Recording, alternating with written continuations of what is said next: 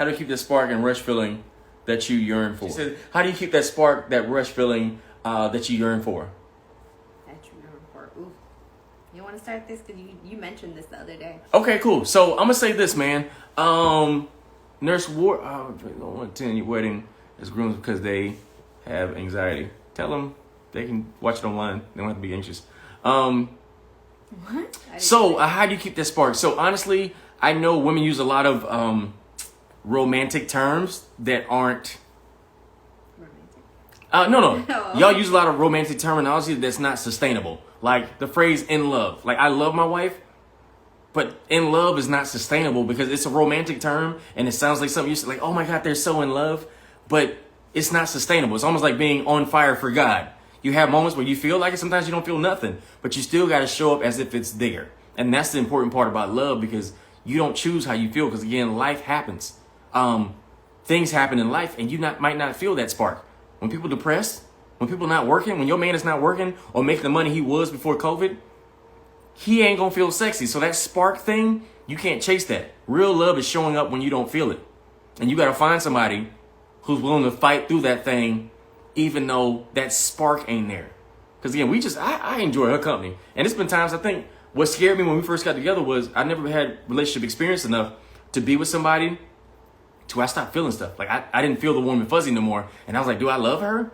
But even when I wasn't feeling that and I was depressed, I showed up and I still courted her. And the more I served her, the more I start feeling that feeling, if that makes sense.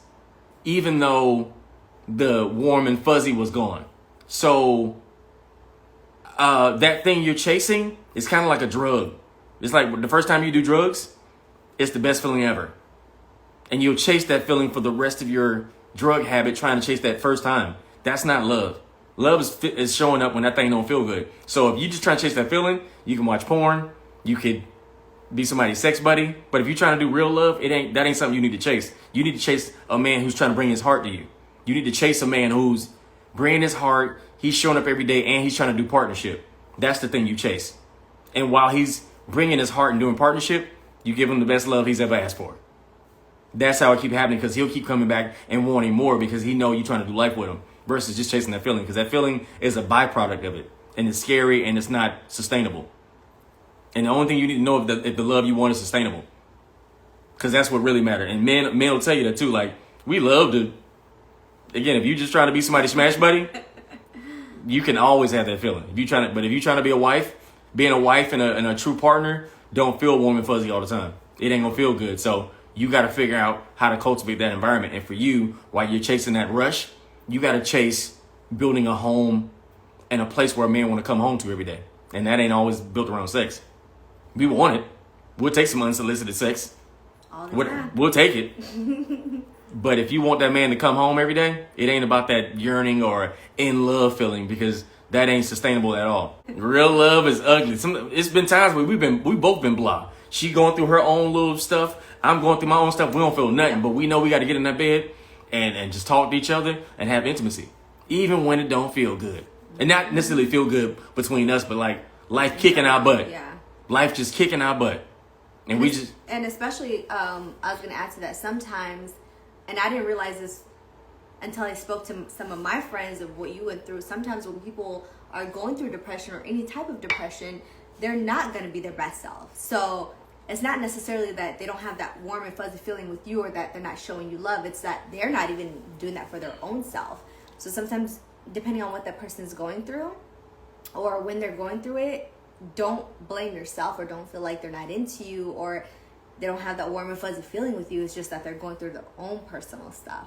And like I said, I didn't even know that about it. It took some of my friends to tell me their own experiences of them going through depression for me to realize, oh shoot, maybe that's what we were going through and I didn't realize it, you know, where I was blaming myself. But eventually, yeah, there's not every single day that you're going to feel warm and fuzzy. And I feel like as long as two people are doing their own thing as well, I feel like one thing that brings that warm and fuzzy and us wanting to hang out is he does his own thing. He's in a completely different field and I do my own thing and I'm in a completely different field. So it's almost like we kind of miss each other and want to hang out and date night becomes fun. And it's almost like we're kind of like re-dating all over again all the time when we have date night because we hardly ever see each other. You know, I have my own life, he has his own life, but we make it work together as well. So I feel like if you're in a relationship, don't lose who you are as a person. As a matter of fact, progress in who you are as a person, because the more you progress, the more you are who you are, the person's gonna fall in love with you more. One thing he loved about me is that I was very successful. I was like a go-getter. I always worked hard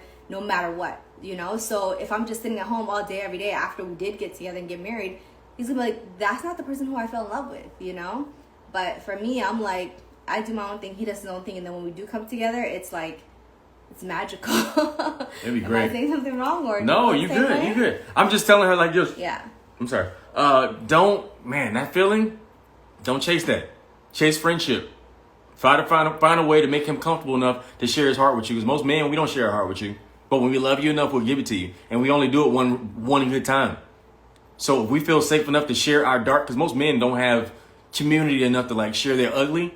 But if your heart is soft enough where he can like really say grown man truth to you and you still make him feel love, you're going to get a kind of loving that you ain't never had before. If you help him build on what he's building, my wife helped me with my jokes.